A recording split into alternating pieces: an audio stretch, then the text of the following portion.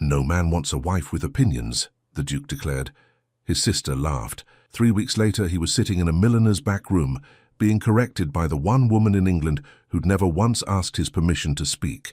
By Sunday, he'd be on his knees taking it all back and discovering exactly what he'd been missing. Marlbury was a village that kept its own time. The church clock had stopped in 1809, its hands frozen at 2:15, and no one had thought it urgent enough to mend. Margaret Hale had been 17 that year. She sometimes thought the whole village had frozen with it, content to let the rest of England rush past, while Marlbury minded its hedgerows and its gossip and very little else. She did not mind the stillness. She minded only the talk that came with it. "You'll ruin your eyes working by that window in this light," said Nell Tovey, not looking up from the bonnet she was trimming. "And you'll ruin my nerves, sighing like that every quarter hour." I did not sigh. "You sighed. It was a small sigh, but I heard it." Nell held the bonnet to the light, turning it. "Is it the Pemberton order, or the other thing?" "There is no other thing." "There is always another thing with you, Meg. You simply don't call it by its name." Meg set down her needle and looked out at Marlbury's High Street, narrow and green-shuttered, where Mrs. Findlay was attempting to herd 2 children past the baker's without buying anything, and failing. It was an ordinary Tuesday. It would not stay that way. Her shop, Hale's, the sign said, nothing more because her father had believed a name needed no decoration to be trusted, sat at the bend where the High Street met the lane to the old mill. It had been her father's shop before it was hers, and before that his trade had been something else entirely. Clerking for the Wycombe estate, 3 decades of careful hand and careful silence, until he'd saved enough to set his daughter up in something wholly her own. He had died 4 years past. Meg had kept the shop, kept his ledgers, kept the small back room exactly as he'd left it, full of papers she had never quite found the courage or the reason to sort. She was about to find both. 3 miles distant at Wycombe Hall, Julian Render, Duke of Wycombe, was losing an argument he had not agreed to have. "You needn't look so wounded," said his sister. "I'm only saying that Lady Frome's daughter asked after you twice at the Ardens rout, and you cannot keep pretending you don't notice when a woman asks after you twice." "I noticed," Julian said. "I noticed and I left." Lady Cordelia Render had inherited their mother's eyes and their father's patience for nonsense, which was to say none at all. She set down her teacup with the particular click that meant she was not finished. "You left a perfectly amiable young woman standing by the punch table." She was not standing alone. She was standing with her mother, who had already begun discussing settlements before I'd said 3 words to the daughter. "Because you are a duke, Julian, and that is what mothers do. Then mothers ought to teach their daughters to speak for themselves before they teach them to wait for a proposal." He said it more sharply than he meant to, and regretted the edge of it, though not the substance. Cordelia studied him with the look she reserved for moments she intended to remember. "You don't want a wife who waits to be told what to think," she said slowly. "You want one who already knows and agrees with you before you finish the sentence." "I want a wife who does not require management," Julian said. "There is a difference." "Is there?" "A man comes home from a day spent managing tenants and arguing with solicitors. He does not wish to come home and manage a wife as well. No man wants a wife with opinions, Cordelia. Not really. He wants peace. He wants a household that runs without a battle fought over every decision in it." He said it the way he said most things he believed firmly, flatly as fact, the kind of statement that did not invite contradiction because he had not considered that it required defending. Cordelia laughed, a short, delighted sound that made him immediately suspicious. "Write that down somewhere," she said. "I should like to have it in your own hand for later." "For what later?" "You'll see." She rose, smoothing her skirts, entirely too pleased with herself. "Now, before you forget you are a duke with duties, Mr. Abel is below, and he says it cannot wait." It could not, as it turned out, wait. Mr. Abel, the estate's long-suffering steward, stood in the hall with the particular grey pallor of a man, bringing bad news to someone who did not like surprises. "It's the Marlbury boundary, Your Grace. The old question over the southern strip. Lord Petrie's grandson has raised it again, formally this time, through solicitors. He claims his grandfather's exchange of grazing rights for passage along the ford was never properly settled, that it was a verbal understanding only, and that the strip itself was never rightly granted, only the use of it." "There were papers. I know there were papers." "There were, Your Grace. Kept, as it happens, not in this house, but by old Hale, your grandfather's clerk in Marlbury, who witnessed the exchange and recorded its terms in his own hand. Hale is 4 years dead. The estate's own copy of the witnessed agreement was lost in the fire at the old steward's house in 1798. Hale's record is the only complete account remaining of what was actually exchanged and on what terms. Julian felt the particular cold settle that came with realizing a problem was about to cost him more than money. It isn't a question of who held the freehold then. It's a question of what rights were exchanged and whether the exchange was properly witnessed. Precisely so, Your Grace. The land itself was never alienated. Your grandfather couldn't have granted it outright even had he wished to, the southern strip being entailed with the rest. But the right of passage and the grazing exchange attached to it are a separate matter entirely. And if Hale's record can't be produced and verified, Petrie's grandson means to argue the whole arrangement was never properly made at all and claim the passage for himself by default. Then send for the ledger. Mr. Abel's pallor deepened by a shade. I attempted that, Your Grace, some months past, before this turned formal. Miss Hale, the daughter who has the shop now, declined to hand the papers over to anyone but a principal party. She said, if I may quote her precisely, that she did not intend to let 3 decades of her father's careful work be misfiled by a man who couldn't tell a boundary stake from a fence post. Despite himself, Julian's mouth twitched. She said that to you? She did, Your Grace, and she was not wrong about the fence post. I am not a countryman. So I am to go to Marlbury myself. I fear there is no other way, Your Grace. The record exists in her father's particular shorthand by all account. Half the village swears no one alive can read it but her. If the matter goes before the courts without a properly read and verified account of the original witnessed exchange, you stand to lose the right of passage, the grazing terms attached to it, and very likely the case costs besides. Julian exhaled slowly. He had wanted this month exactly 2 things: to finish the drainage dispute in the East Fields and to avoid his sister's matchmaking with as much dignity as possible. Neither ambition had survived breakfast.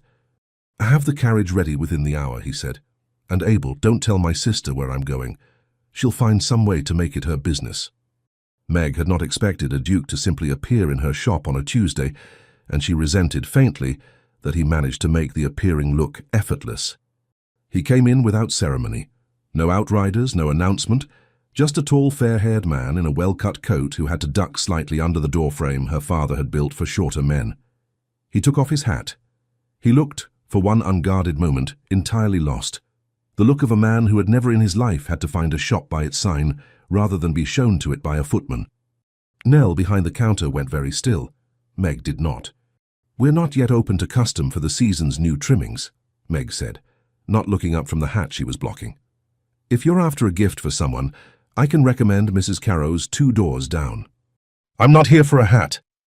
Most men say that and leave with one regardless. She glanced up then, and the word she'd half prepared, something brisk about ribbon and patience, died somewhere in her throat, because she recognized, with the sinking clarity of someone whose week had just changed shape, exactly who was standing in her father's old doorway. She had seen him once before at a distance at her father's funeral, the old duke, not this one. This one had the same height, the same blunt directness in how he held himself, but where the grandfather had been dark, this one was fair, pale gold hair, cut without fashionable affectation, and eyes a clear, deep blue that did nothing at all to soften the assessing way he looked at her. You're Miss Hale, he said. It was not quite a question. I am, and you're the Duke of Wycombe, which means you're here about my father's ledger, which means Mr. Abel has already been and gone and didn't care for what I told him.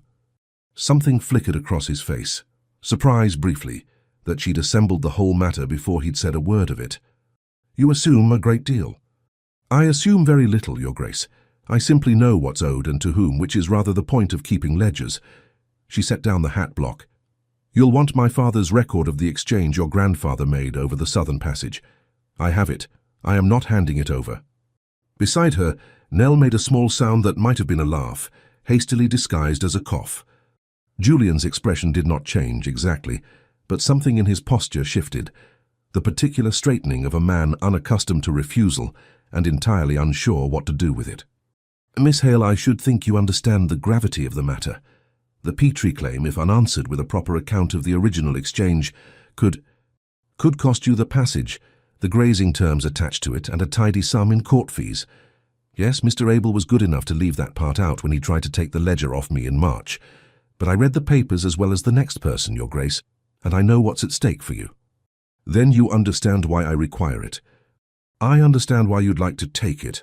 What I will not have is some clerk in London squinting at my father's shorthand and getting half of it wrong, because half wrong on a question of rights is worse than no answer at all. It's an answer someone will trust and shouldn't. She wiped her hands on her apron, entirely unhurried, which she could see was beginning to try his patience. My father wrote in his own hand, his own abbreviations, 30 years of habit no one else ever learned because no one else needed to. I can read it. You cannot. Mr. Abel certainly cannot. So if you want the truth of what was exchanged and on what terms, and not merely a guest dressed up as one, you'll need me as much as the ledger. The silence that followed was not, she thought, the silence of a man considering whether she was right. It was the silence of a man realizing he had walked in expecting an errand and found an argument instead, and that the argument had a point he could not simply override with rank.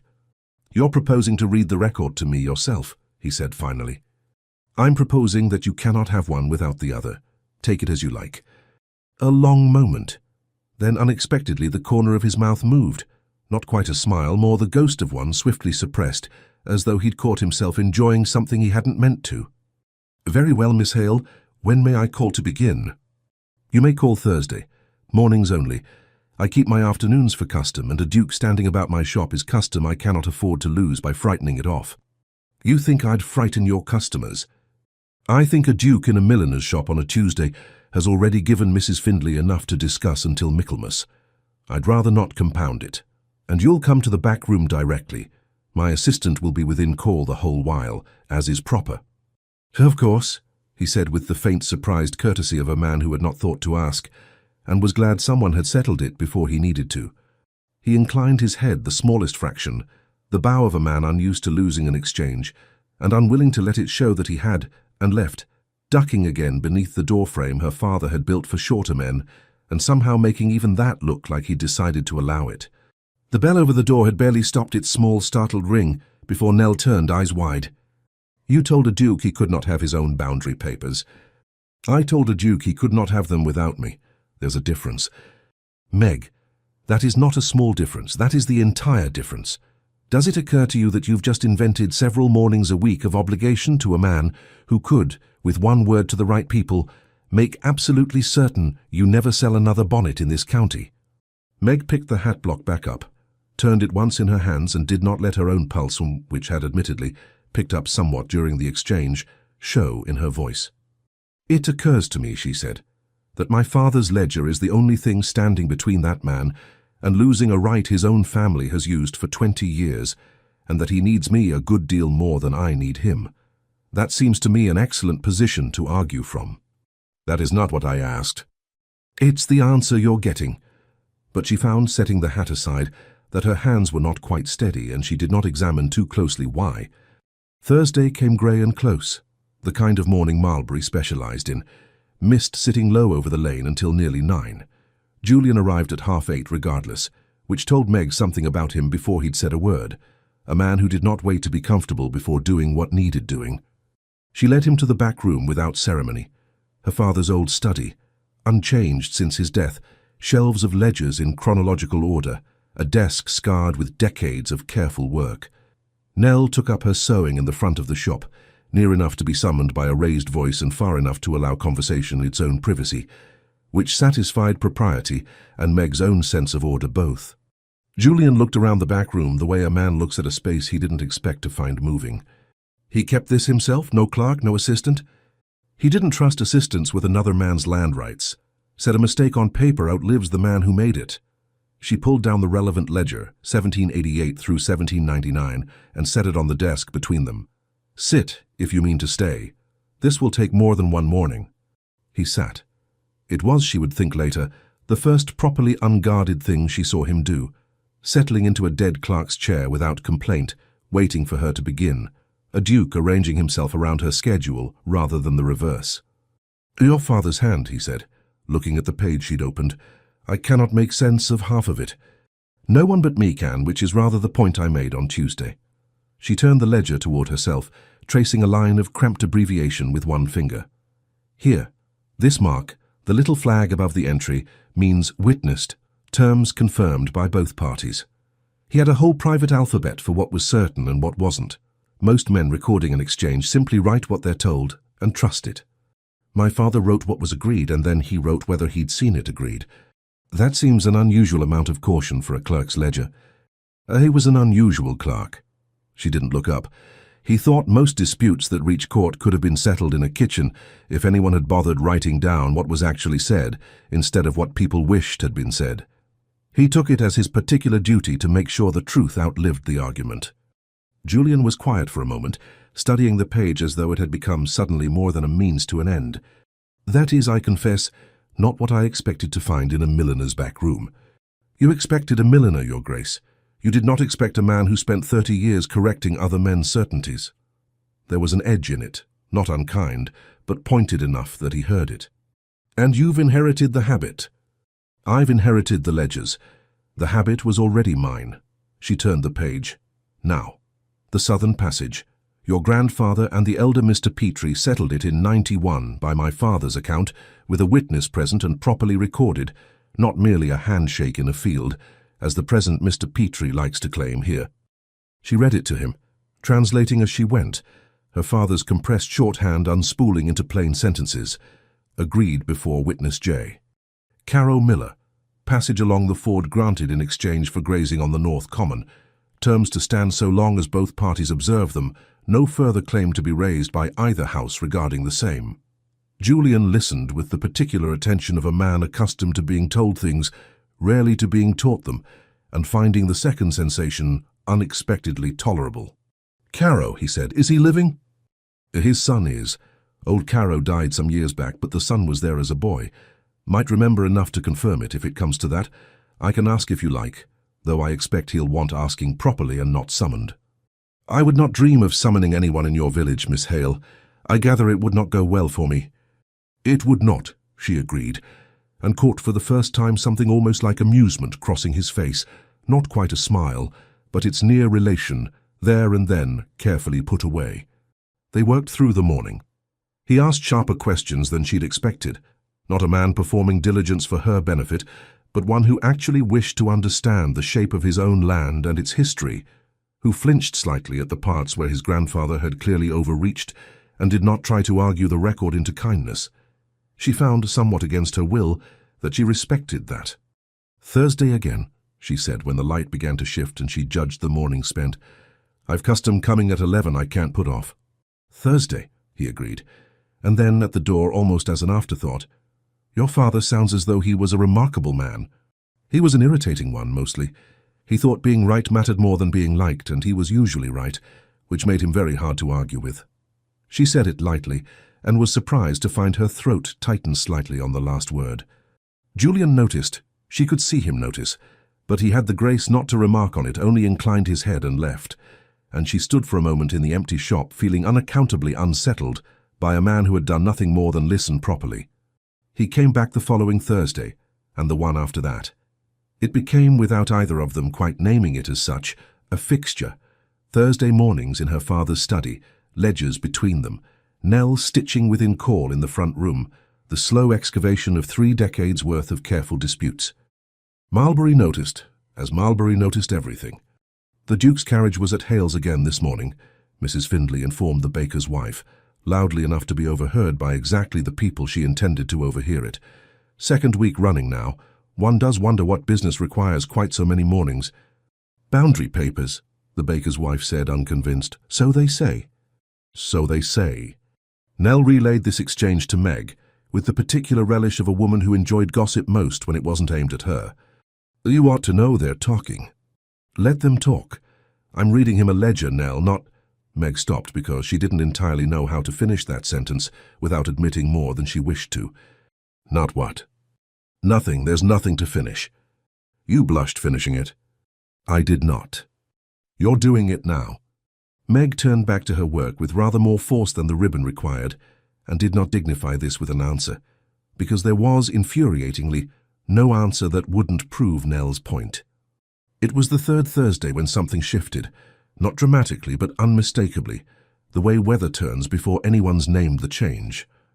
They had reached 1796, the year of the mill dispute, a tangled matter involving access to the upper sluice that even Meg's father's careful hand had recorded with visible exasperation. Julian leaned over the ledger, close enough that she could see the precise line of his jaw, the small scar above one eyebrow she hadn't noticed before, and found herself distracted by it in a way that annoyed her considerably. "Here," she said, perhaps too quickly, pointing to a line to cover the lapse. "This is where it turns. Your grandfather granted the Carrows the right of access in exchange for—" Her finger and his collided on the page, both reaching for the same line. Neither moved for a moment longer than was strictly necessary. "Forgive me," he said, withdrawing his hand first, though not, she noticed hastily. "There's nothing to forgive. It's a ledger, not a—" She stopped herself before the sentence found somewhere undignified to go, and busied herself with the next page instead, aware of her own pulse in a way she resented. He did not press it, but he was quiet for a moment afterward, and when he spoke again it was not about the ledger. "May I ask you something, Miss Hale, that isn't about boundaries?" "Oh, you may ask. I reserve the right not to answer." "Fair enough." A pause. "Why the shop? You could have sold it after your father died, taken the money, married, found an easier life than this one." "Because the shop is mine," she said simply. "Not my father's, not a husband's, not anyone's loan to me until they decide otherwise. Mine. I built half this trade myself after he died. The Pemberton order, the new ribbon supplier, the trimming work for 3 counties' worth of brides. I'm not interested in trading what I built for the privilege of being someone's dependent, however comfortable the dependency. That's not how most women describe marriage. Most women haven't run a business through 2 bad harvests and a father's death without a single man stepping in to make it easier. I have. I find I prefer answering to myself." She looked at him directly. "I expect that sounds like exactly the sort of opinion a man would rather his wife not have." Something crossed his face then, quick, almost wary, as though she'd struck closer to something than she knew. He recovered it well, but not perfectly. "What makes you say that?" "Only that most men I've met find a woman with a settled opinion of her own rather trying. I find it a useful filter, saves time." He said nothing for a long moment, and she could not read what moved behind his eyes, something between discomfort and recognition, as though she had, without meaning to, quoted him to himself. "So you may be right," he said finally, carefully, "about most men." It was, she thought afterward, an oddly evasive thing for a man who otherwise spoke plainly, and she filed the strangeness of it away, without quite knowing what to do with it yet. Cordelia found out, of course, because Cordelia found out everything. 3 Thursdays running, Julian, and you didn't think to mention where you were going. It's an estate matter, the Petrie question. The Petrie question does not require a duke to personally attend a milliner's shop at 8:30 in the morning for 3 weeks running. Mr. Abel could attend a boundary matter. Mr. Abel cannot read the relevant record. Miss Hale can. Miss Hale. Cordelia repeated the name with the particular relish of a woman storing it away for later use. "And is Miss Hale agreeable? Easy to manage? The sort of woman who agrees with you before you finish a sentence?" Julian, despite himself, felt the corner of his mouth twitch with something that was not quite irritation. "She is the most disagreeable woman I have met in several years." "Is she?" "She argued with me on Tuesday about whether a duke ought to involve himself at all in a dispute that touches common land used by half the village. She was infuriatingly correct." Cordelia set down her needlework entirely, which Julian had learned over 30 years to recognize as a declaration of war. "You find her disagreeable," she said slowly, "and infuriating and correct, and you return every Thursday regardless. The matter is unresolved." "The matter," said his sister, with the terrible satisfaction of a woman who has just watched her brother's own words come home to roost, "sounds entirely resolved to me. You have simply not yet admitted what it is." "There is nothing to admit, Cordelia." "No man wants a wife with opinions," Cordelia said with relish, each word placed with surgical precision. "Write it down, you said. I should like it in your own hand for later. Do you recall saying that?" Julian did not answer, which was in itself an answer, and Cordelia's smile told him she knew it perfectly well.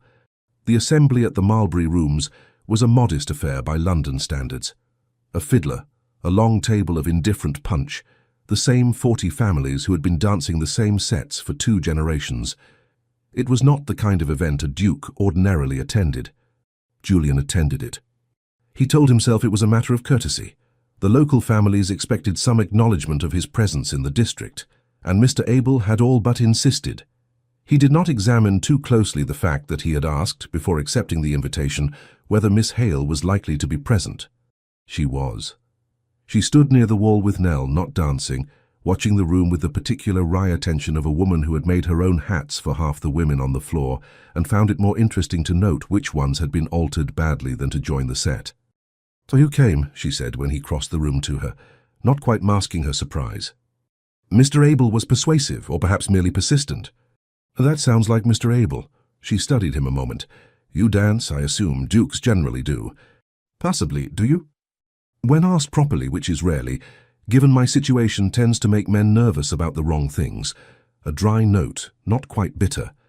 They worry I'll correct their figures in the dance as readily as I correct their ledgers." "Would you?" "Only if they deserved it." He held out his hand before he had entirely decided to, and she looked at it, then at him, and something passed between them that neither chose to name, a brief, deliberate weighing of consequence, and then she took it anyway. It was, she would think later, a mistake she made with her eyes open. The set was a country dance, brisk and orderly, hands clasped and released in turn as the figures called them together and apart. There was no occasion for anything closer, and Meg was glad of it, glad too that the form of the dance gave her somewhere to look besides directly at him, and something to count besides the unreasonable attention she was paying to exactly how long his hand held hers at each turn, before propriety required him to let go. The set ended. They stood together a moment, both slightly breathless, waiting for the next figure to be called, and it was in that pause, the music paused too, the dancers catching their wind, the room's chatter rising to fill the gap, that Mrs. Findlay's voice carried clearly across the floor from her post by the punch table, pitched for exactly the audience she intended. The Duke, dancing with the milliner and looking very pleased about it besides. Well, a pause waited with everything a pause could carry in a room this small. One does wonder what Lord Petrie's solicitors will make of that, given the boundaries still unsettled between the houses. It was not said to Meg directly. It reached her regardless in the lull between sets, the way such things always did, carried on currents no one bothered to disguise. She felt the heat rise in her face, not embarrassment alone, but something sharper, the particular sting of being discussed as though she were a transaction rather than a person, as though 3 weeks of careful, honest work over her father's ledger had been quietly reclassified by the room into something else entirely. "Ignore her," Julian said quietly beside her. Easily said by a man who isn't the one she's discussing. "She's discussing me as well." "She's discussing us, Your Grace, which is rather worse because I am the one with a shop to lose, and you are the one with a dukedom to absorb whatever scandal results. The arithmetic isn't equal, however the room wishes to pretend it is."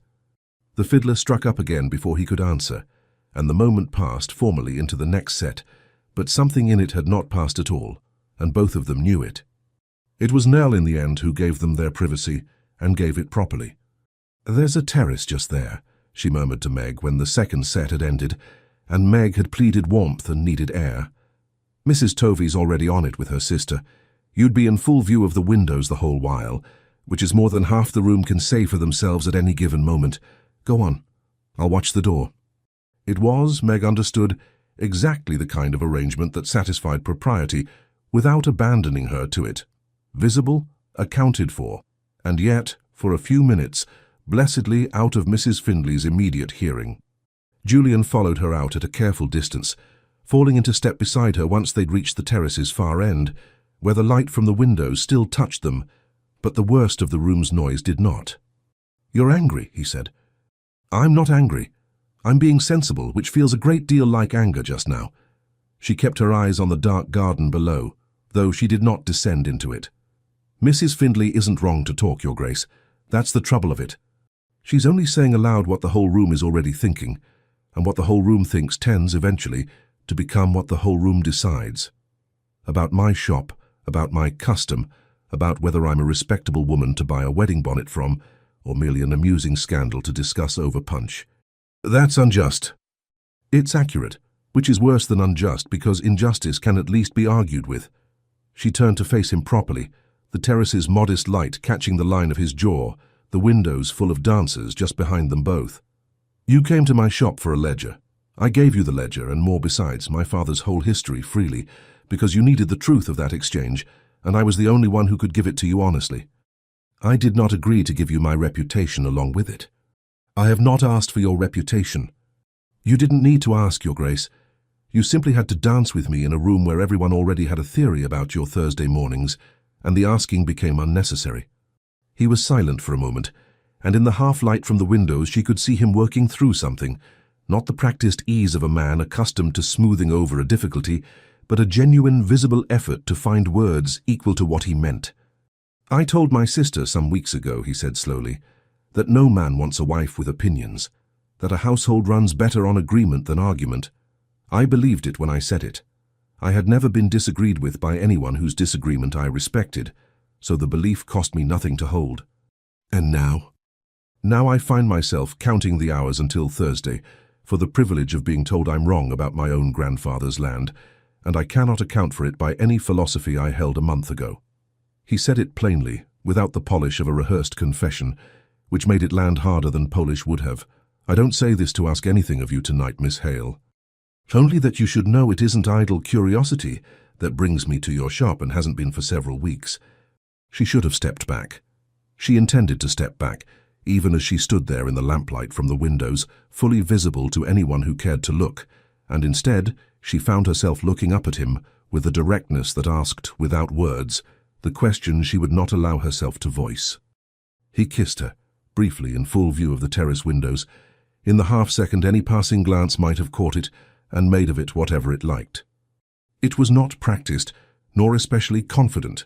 The brief hesitation before it, the way his hand came up to her jaw, as though he expected to be stopped and was bracing for it, and it ended almost as quickly as it began, both of them drawing back half a breath at the same moment, startled by the same thing from opposite directions. Meg stepped back first. That, she said, and her voice was not as steady as she wished it, was a mistake. Not because anyone saw it, though someone may well have, but because I let myself want it, in a room full of people already deciding what to make of me. Meg? Miss Hale. The correction came out sharper than she meant, a small instinctive retreat into formality, like pulling a door shut. You're a duke with a boundary dispute and a sister who'll have us married by Michaelmas in her own head if she hears one word of this, and I am a woman whose entire livelihood depends on this village, deciding I'm respectable enough to trust with their daughter's wedding clothes. I cannot afford what just happened. You can. That's the whole of the arithmetic, and it doesn't change because it was— She stopped herself before lovely escaped, and substituted weakly, unexpected. I don't intend to treat you as an indiscretion to be managed. You may not intend it, but intentions aren't what Mrs. Findlay will be repeating over breakfast tomorrow. She drew a breath, steadying herself by main force. I'll finish the ledger, Your Grace. I gave my word on the boundary matter, and I keep my word. But I think it's best we finish it without the dancing and without— A brief gesture, encompassing the terrace, the windows, the kiss neither of them had quite recovered from— without this. For both our sakes, but mostly for mine, since I'm the one standing to lose something real. She did not wait for his answer. She found Nell at the terrace door, asked to be taken home early, and pleaded a headache that was not, strictly speaking, a lie. Behind her, on the terrace, Julian Render stood very still for a long while, turning over a fact he had not expected to need turning over, that he had spent 3 weeks proving himself wrong about something he'd been certain of his entire life, and that the proof had arrived not as an argument he'd lost, but as something considerably more dangerous, something he very much did not want to lose. Julian did not go to Marlbury the following Thursday. He told himself it was respect for what she'd asked. Without this, she'd said, and he intended to honour it, however much the intention cost him. He spent the morning instead in his study at Wycombe Hall, the Petrie correspondence spread before him, and found he could not read 3 lines without his mind returning to a lamplit terrace, a held breath, the particular sound of her voice saying, "That was a mistake," as though she were trying to convince herself as much as him. Cordelia found him there at noon, having clearly been informed by someone that something was wrong, though he could not imagine who. "You didn't go to Marlbury. The boundary matter is nearly settled. There was no need." "There is every need, and you know it. which is precisely why you're sitting in this room pretending to read a letter you've been holding upside down for the last quarter hour." He looked down. The letter was in fact upside down. He set it aside without comment, which was answer enough. Cordelia sat across from him, and for once did not begin with mockery. "What happened?" "Nothing happened." "Julian, I have known you since before either of us could speak in full sentences. Something happened, and it has put you in a mood I haven't seen since Father died, which means it matters a great deal more than nothing." He was quiet for a long moment, weighing how much to say, and found, somewhat to his own surprise, that he wanted to say it to someone and that there was no one else he trusted with it. "I kissed her," he said finally, "at the assembly on the terrace in full view of anyone who cared to look, and she told me, quite rightly, that I could afford the consequences of it, and she could not, that her whole livelihood depends on this village believing her respectable, and that a duke's attention, however sincerely meant, is far more likely to cost her that than to give her anything worth having." Cordelia's expression did not hold its usual satisfaction. "And what did you say to that?" "I said nothing adequate. I let her leave." "Did you mean it, the kiss? Not as a moment's foolishness, but as something true?" "Yes." The word came without hesitation, which told him, even as he said it, more than he'd allowed himself to admit aloud until now. "I have spent 3 weeks discovering that the woman I dismissed in theory before I'd even met her is the only person who has argued with me in a decade and made me grateful for it. I don't know what to call that, if not the thing you've been threatening me with since the day I said no man wants opinions in a wife." Cordelia was silent for a moment, and when she spoke again, the teasing was entirely gone from her voice. "Then you have a choice in front of you, Julian, and it isn't really about the boundary papers anymore. You can decide that what you said to your sister, in a fit of irritation about Lady Frome's daughter, is a philosophy worth keeping, in which case, leave Miss Hale to her shop and her ledger and never trouble her again, because anything less than that, from you, costs her something real.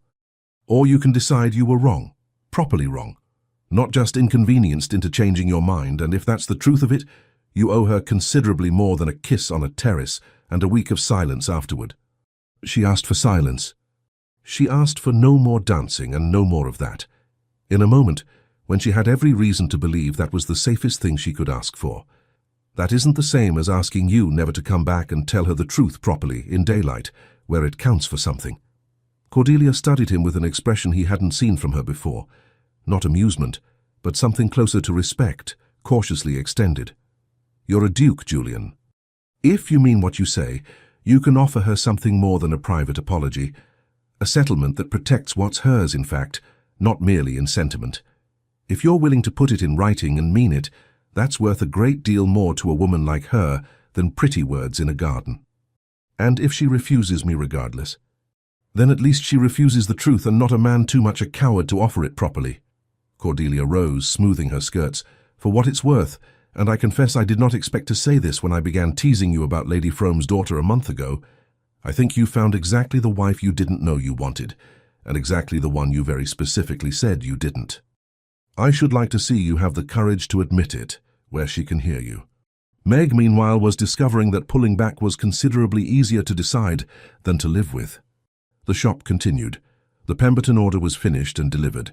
A new commission came in for autumn trimmings. Nell trimmed and blocked and chatted, and Meg worked beside her with the particular silence of a woman holding a great deal very carefully in place. A full week passed, then most of another, with no Thursday call and no word. Exactly as she'd asked and exactly as miserable as she had not expected it to be. "You haven't spoken his name in 4 days, Nell said on the second Tuesday after the assembly, which is, I should note, 4 more days than you've gone without mentioning him at any point since he first walked through that door." "There's nothing to mention. The boundary matter is nearly settled. He has no further reason to call, and I asked him plainly enough not to, beyond what the ledger requires." "That's not what I asked." Meg set down the ribbon she'd been measuring, with rather more precision than the task required. "What do you want me to say, Nell? That I missed the arguing? That a man I have no business wanting has made every quiet Thursday since feel like something's missing from the shop that wasn't missing before he started coming? It doesn't matter what I say. He's a duke. I'm a woman who blocks hats for a living and reads dead men's shorthand to keep food on my own table. The wanting doesn't change the arithmetic." "Doesn't it?" Nell said quietly. You've spent 4 years telling me that the shop matters more than what anyone thinks of you for keeping it, that you'd rather answer to yourself than be comfortable answering to someone else. And I believed you, because it was true. But Meg, there's a difference between not wanting to be managed by a husband and refusing a man who's spent a month proving he has no interest in managing you at all. You're treating Julian Render like every other man who'd want you smaller. I don't think he's asked you to be smaller once. Meg did not have an answer for that, which was in itself an answer she did not much care to examine. He came on a Wednesday, which was wrong by every rule they'd established, and she knew the moment the bell rang and she saw him standing in the doorway without his hat in hand this time, but simply held loosely at his side, that this was not a visit about boundaries. "It's not Thursday," she said, because it was easier than anything else she might have said first. "No. I find I couldn't wait for Thursday to say what I came to say, and I'd rather say it badly today than perfectly a week from now, after I've had time to talk myself out of it." Nell, with admirable tact, took up a chair near the door, within call as propriety required, but with her eyes fixed determinedly on her needlework. "The boundary's settled," Meg said.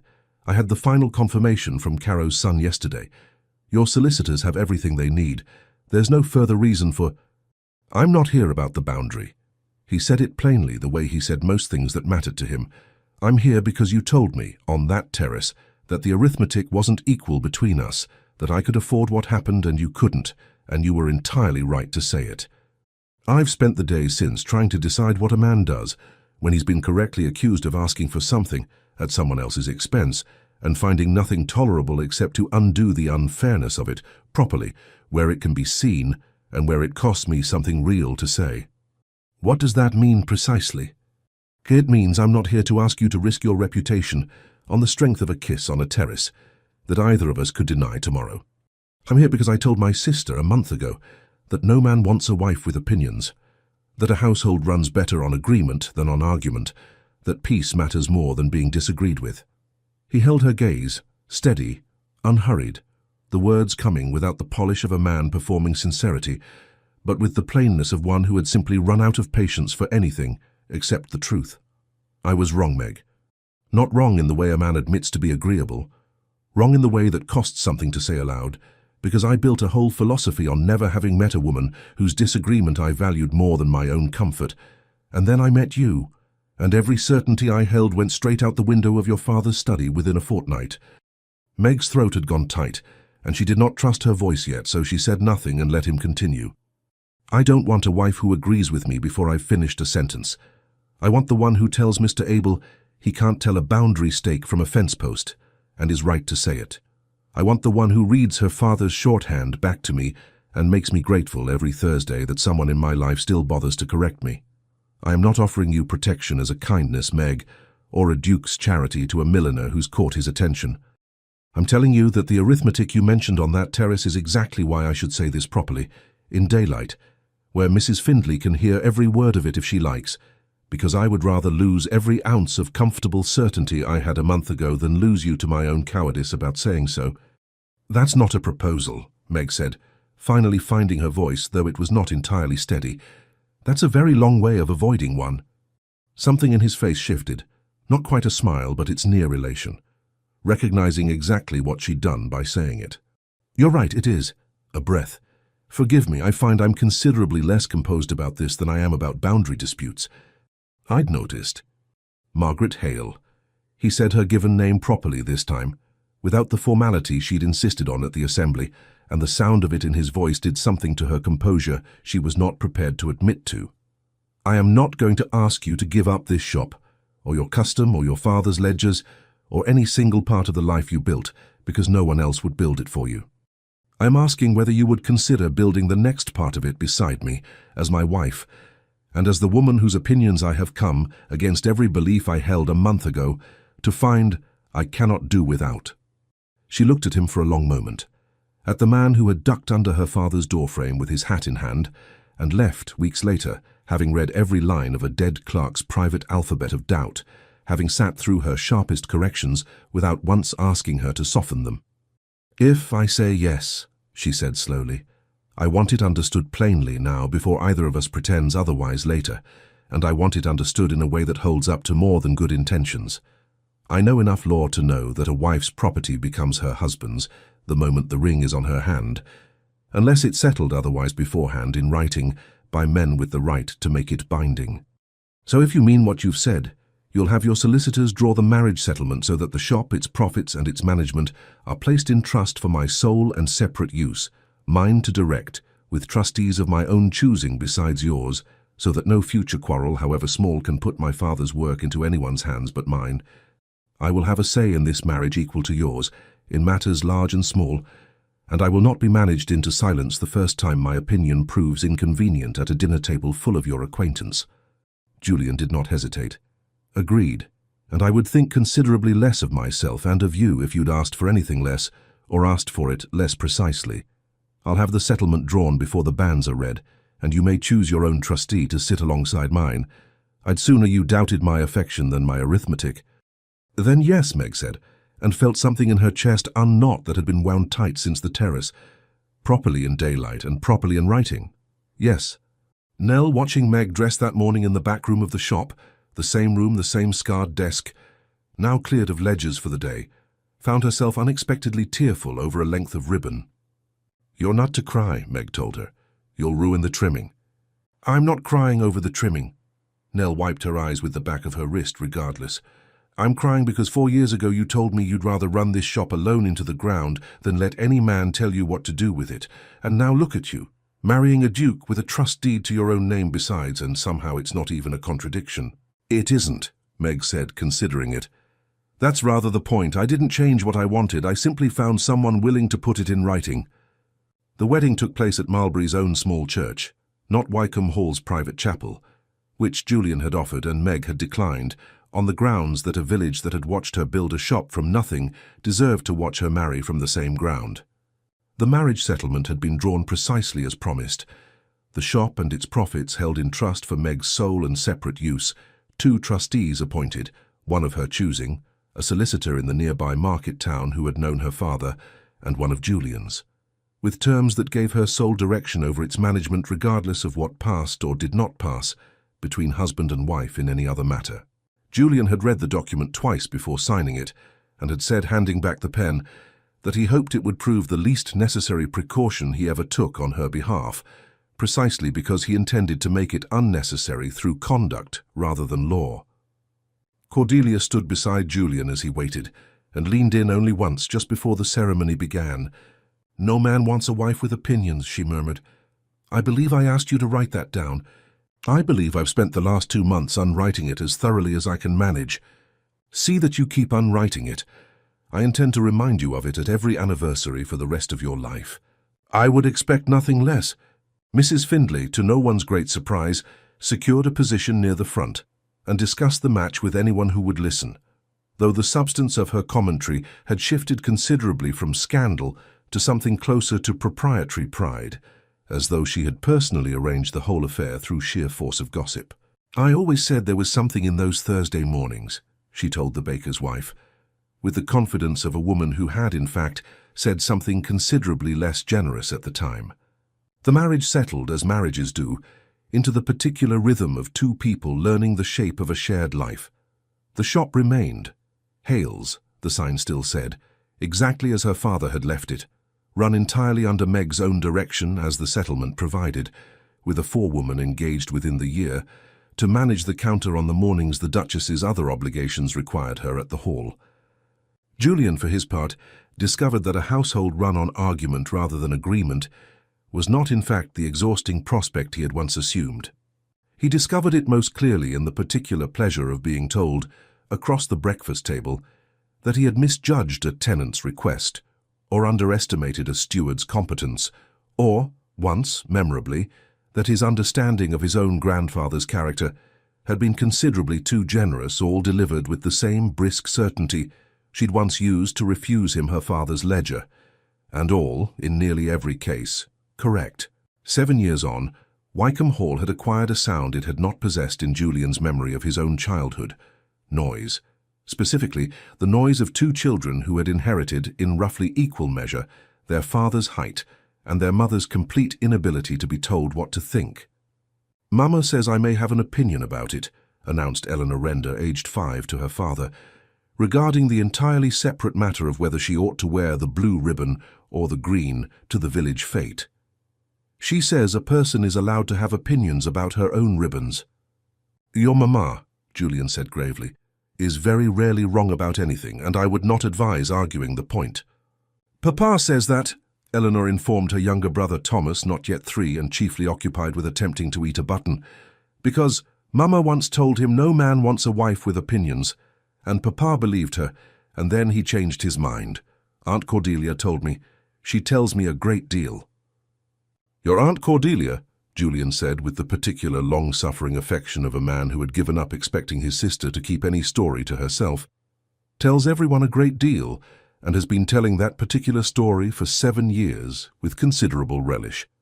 Meg appeared in the doorway then, dressed for the fete, a length of green ribbon already triumphant in her daughter's hair, a small, decisive correction made without breaking stride, the same brisk certainty Julian had first encountered across a hat block in a shop that still bore her father's name. The shop itself had prospered in the years since, though not by any means Meg had been ashamed to claim. Her forewoman, Susan, managed the counter and the daily custom with a steady hand. Meg herself still came down from the hall twice a week to oversee the ledgers and choose the season's trimmings. Precisely as the settlement allowed, and no one in the county thought any longer to remark upon, the arrangement having become, through 5 years of quiet consistency, simply a known and respected fact of the district, rather than a scandal anyone troubled to revive. The neighbouring estates sent their custom there still, not because a duchess stood behind the counter, she did not and had never pretended to, but because the milliner who did stand there had been trained in the same careful, exacting standard Meg had learned from her father, and because everyone in 3 counties understood precisely whose name still stood, unaltered, above the door. Is he telling them the story again? Meg asked, though she clearly already knew the answer. Aunt Cordelia is telling them the story again, Julian said. I am merely confirming the facts as recorded, since I understand a careful man writes down what he believes, and then writes down whether he still believes it. It was, Meg thought, watching him gather Thomas up against one shoulder, with the easy competence of long practice, an extraordinarily specific thing to say, and an extraordinarily exact echo of her father's old habit, the little flag above an entry that meant witnessed, terms confirmed by both parties. She had not expected all those years ago that the Duke who'd ducked beneath her father's doorframe would come eventually to speak in her father's own private alphabet of doubt and correction. She found she did not mind it in the least. And what does the record show, Your Grace? She asked, regarding your original opinion on wives with opinions. The record shows, Julian said, taking her hand as they walked out toward the waiting carriage, Eleanor already several steps ahead and arguing with no one in particular about the merits of green over blue, that the original entry was struck through some years ago and the correction stands confirmed by witness, repeatedly, and with no further claim to be raised by either house. That, Meg said, is the most romantic thing you have ever said to me, and it is, I note, phrased exactly like a boundary settlement. I learned my letters from a very good clerk's daughter, Julian said. I thought it only fitting. They walked on together toward the fete, the children ahead of them arguing happily about ribbons, the long-stopped church clock in the village behind them still fixed at 2:15, Marlbury keeping its own time, as it always had, careless of the world rushing past, while the people who lived inside it went on undisturbed, exactly as they meant to. Don't forget to like and subscribe, or at least leave a comment if you enjoyed the story.